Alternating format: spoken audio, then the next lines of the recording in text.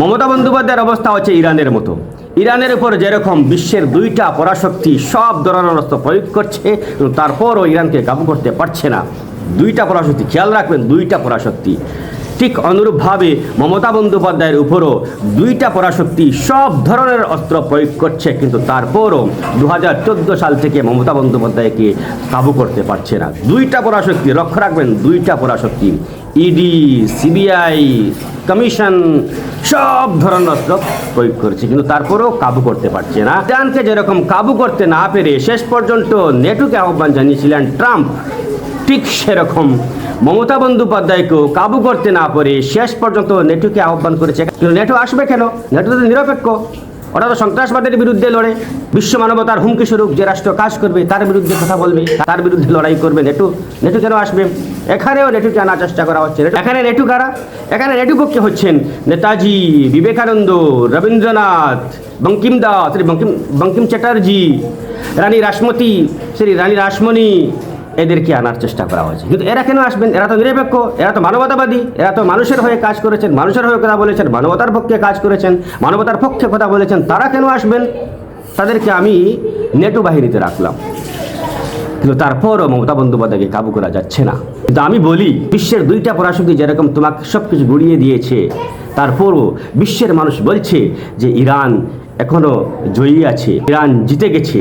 কেননা দুইটা পরাশক্তি, বিশ্বের দুইটা পরাশক্তি, এই দুইটা পরাশক্তির বিরুদ্ধে লড়ার মতো সাহস কারো হয়নি, একমাত্র ইরানের হয়েছে। ইরান তারপর টিকে আছে, এখনো বলছে কোনো সমঝোতায় যাব না। মমতা বন্দ্যোপাধ্যায় শর্ট টেম্পার মানুষ, জাদ্রেল মানুষ, ঘাঘু মানুষ, জেদি মানুষ, তিনি বলছেন যে আমি ভাঙবো তবু মচকাবো না। এখন পর্যন্ত মাটি আঁকড়ে রয়েছে। ইরানের মানুষ যেরকম তারা মাটিকে আঁকড়ে ধরেছেন, বাংলার মানুষও ঠিক সেরকম মাটিকে আঁকড়ে ধরেছেন। তারা এখনও হারেননি। ইরান যেরকম বারবার বলছে যে আমরা হারিনি, আমরা হারবো না, আমাদের ইতিহাস রয়েছে, বাংলার মানুষও সেরকম বলছেন যে আমাদের ইতিহাস রয়েছে। যে শক্তি মমতার বিরুদ্ধে লড়াই করছে, এখন পর্যন্ত স্বাধীনতার পর এখন পর্যন্ত বাংলার মাটিতে সেই শক্তি পা ফেলতে পারেনি, বাংলার মাটিতে বিজয়ী হতে পারেনি। একটা দীর্ঘ ইতিহাস রয়েছে বাংলার।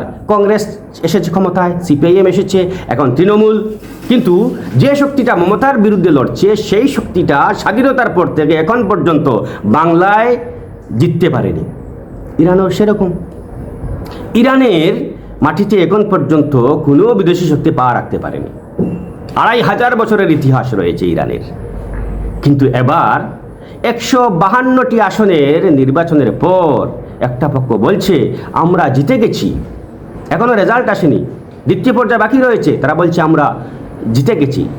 ঠিক যেরকম হরমুজ প্রণালীর বাইরে আমেরিকা অবরোধ গড়ে ধরে বলছে আমরা জিতে গেছি, বারবার ট্রাম্প বলছেন যে আমরা জিতে গেছি, আমরা এই করেছি সেই করেছি, এরকম কথা তিনি বলছেন। তার বিরুদ্ধে একটি কথাও এরকম রয়েছে যে তিনি ঘন্টায় 60টি মিথ্যে কথা বলতে পারেন। ঘন্টায়, আপনি মিলিয়ে নিন, ঘন্টায় 60টি মিথ্যে বলতে পারেন ট্রাম্প। এত মিল রয়েছে মমতা এবং ইরানের মধ্যে।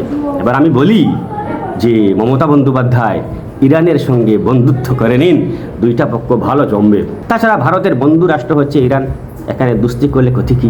কিন্তু 152টি আসনের নির্বাচনের পর যারা বলছে যে আমরা জিতে গেছি, হরমুজ প্রণালীর বাইরে ট্রাম্পের মতো বলছেন যে আমরা জিতে গেছি, ইরানকে কাবু করে ফেলেছি, তাদের উদ্দেশ্যে বাংলার মানুষ বলছেন পিকচার আবি বাকি হে, মানে দ্বিতীয় পর্যায়ের নির্বাচন এখনো বাকি রয়েছে। ঠিক অনুরূপভাবে ইরানও শাহরুখ খানের ওই ডায়ালগটি বলেছিল, আমেরিকাকে বলেছিল পিকচার আবি বাকি হে। ইরানের নৌসেনার ক্ষমতা প্রদর্শনের একটি ভিডিও মুম্বাই স্থিত ইরানের উপদূতাবাস রিলিজ করেছিল এবং ক্যাপশন দিয়েছিল পিকচার আবি বাকি হে। বাংলার মানুষও বলছেন পিকচার আবি বাকি হে, দ্বিতীয় পর্যায়ের ইলেকশন আবি বাকি হে। কেননা এখন পর্যন্ত বাংলায় 152টি আসনের নির্বাচন হয়েছে এবং ওই নির্বাচনে যে দলটি মমতার বিরুদ্ধে লড়াই করছে তাদের ঘাঁটি রয়েছে, এখানে একটু আসন বেশি পাবে, কিন্তু পিকচার তো আমি বাকি হে মেরে দোস্ত। বলি ইরানের সঙ্গে জবরদস্ত একটা মিল রয়েছে মমতা বন্দ্যোপাধ্যায়ের।